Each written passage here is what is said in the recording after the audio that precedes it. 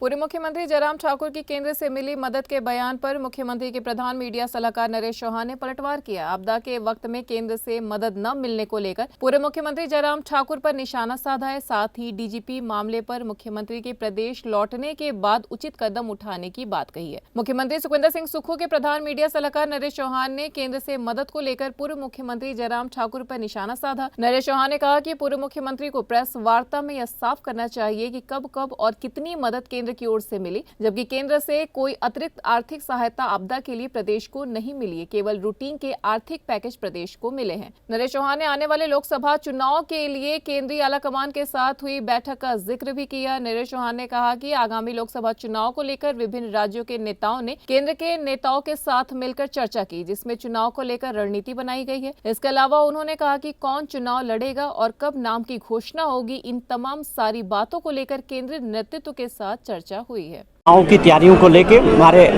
Party high command ने, leadership ने, हमारे राष्ट्रीय अध्यक्ष और माननीय राहुल गांधी जी ने ये मीटिंग ली।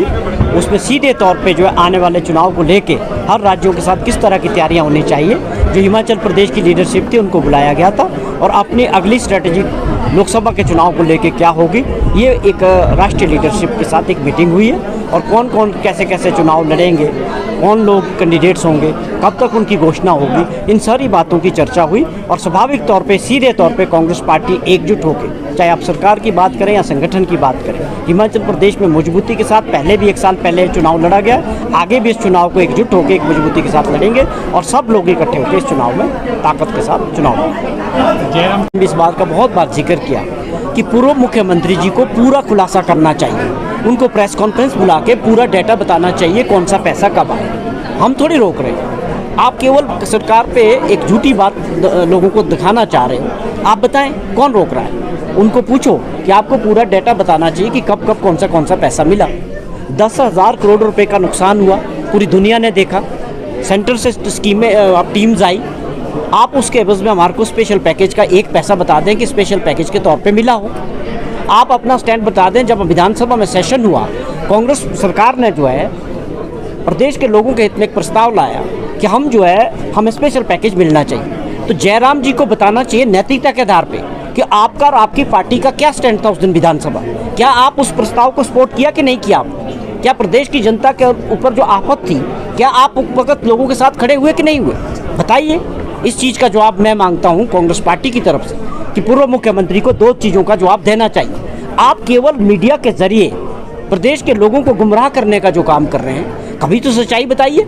क्या ये सच्चाई नहीं है कि आप खजाना खाली करके छोड़ के गए थे? जो हालात आपने किए 5 साल में इस प्रदेश के, उसको सुधारने का काम हमारी सरकार और माननीय मुख्यमंत्री जी जो कर रहे हैं वो सबके सामने है। प्रदेश की जनता इन सभी चीज़ों को समझती है। अब आप ज़्यादा दिन तक लोगों को गुमराह नहीं कर सकते। Thank you. समझता हूँ कि इस मामले में बोलने का नैतिक अधिकार नहीं है। आप सभी जानते हैं, प्रदेशवासी भी जानते हैं, ये जो अधिकारी थे भाजपा के टाइम में भी काफ़ी मुख्यमंत्री के करीबी अधिकारियों में रहे। लेकिन स्वाभाविक तौर पे माननीय हाई कोर्ट का जो फैसला है उसके लिए निश्चित तौर पे सरकार और मुख्यमंत्री जी आज बाहर हैं। जैसे ही वो वापस आते हैं उस फैसले को देखेंगे, उसके बाद उस पर फैसला करेंगे और ये निश्चित तौर पे हाई कोर्ट का जो आदेश होगा उस पर जो सही तरीके से जो है मुख्यमंत्री जी के आने के बाद फैसला होगा। सर जो दिल्ली में